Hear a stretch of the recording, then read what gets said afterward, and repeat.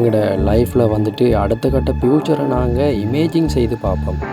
அப்போக்குள்ள அதே டைமில் வந்துட்டு நாங்கள் எப்படியான சிந்தனைகளில் நாங்கள் எங்களோட லைஃப்பை செலவழித்து கொண்டிருக்கிறோமோ அதுக்கேற்ற மாதிரியான வாய்ப்புகள் தான் எங்களுக்கு முன்னுக்கு வந்துட்டு நான் தான் அந்த வாய்ப்புன்னு கையை காட்டிட்டு நின்றா கூட எங்களோட மைண்ட் செட் வந்துட்டு உண்மையாகவே என்ன செய்யுது, க்ரியேட்டிவ் பண்ணுறது வந்துட்டு ரொம்ப ரொம்ப குறைவாக இருக்குது.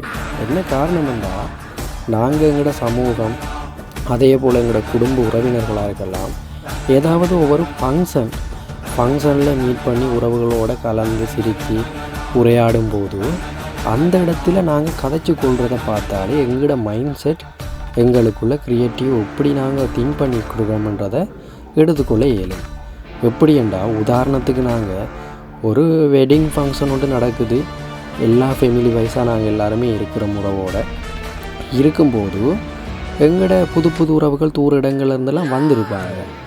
வந்துட்டு நாங்கள் அவங்களோட பகிர்ந்து கொள்கிற உரையாடல் எப்படிப்பட்டதாக இருக்கும். உண்மையாகவே ஒரு நிமிஷம் 2 நிமிஷம் நீங்கள் எப்படி இருக்கிறீங்க, நல்லா இருக்கிறீங்களான்னு கேட்பாங்க. அதுக்கு பிறகு ஒரு 4-5 நிமிடங்கள் அவங்களோட கதைச்சி ஆலோசிக்கொள்கிறதுக்கு எங்களுக்கு ஒரு டைம் ஒன்று இருந்துட்டு தான் இருந்தால் உண்மையாக சொல்லுங்கள், எத்தனை பேர் உங்களோட ட்ரீம்ஸை பற்றி கதைச்சிருக்கிறீங்கண்டு? யாராக இருந்தாலும் அந்த இடத்துலேருந்து ட்ரீம்ஸை பற்றி கதைப்போமா? கண்டிப்பாக இருக்காது.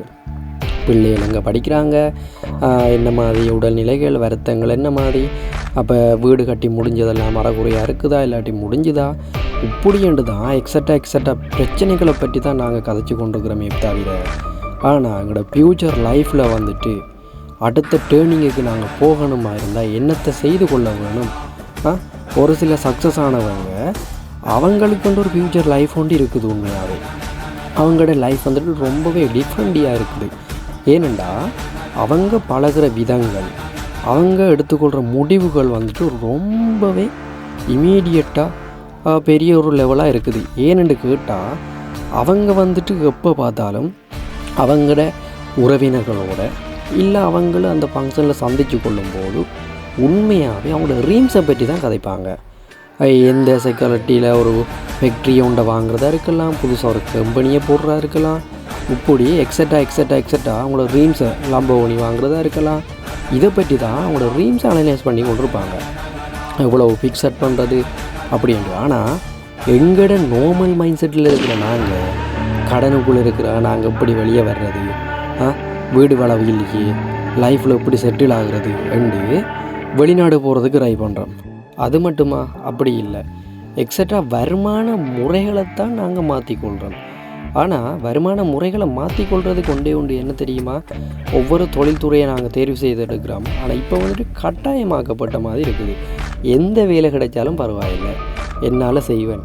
ஏன் தெரியுமா? அது இப்போதைய சுச்சுவேஷனில் எல்லோரும் இருக்கிற வருமானம் எடுத்துக்கொள்கிற முறை, அது எவ்வளவா இருந்தாலும் பரவாயில்லை, நான் எப்படியாவது ஒரு வேலையை வந்து செய்தே ஆக வேணுமென்ற முடிவில் கட்டாய கோப்புக்கு இடையில் நாங்கள் ஏதோ ஒரு வாய்ப்பு எடுத்துறணும்ன்றதுக்காக கட்டாய நிவர்த்தி காரணமாக நாங்கள் செய்து கொண்டிருக்கிறோம். பிடிச்சி செய்கிறோமாண்டா கண்டிப்பாக இல்லை, விருப்பம் இல்லாமல் தான் வேலையை செய்கிறோம்.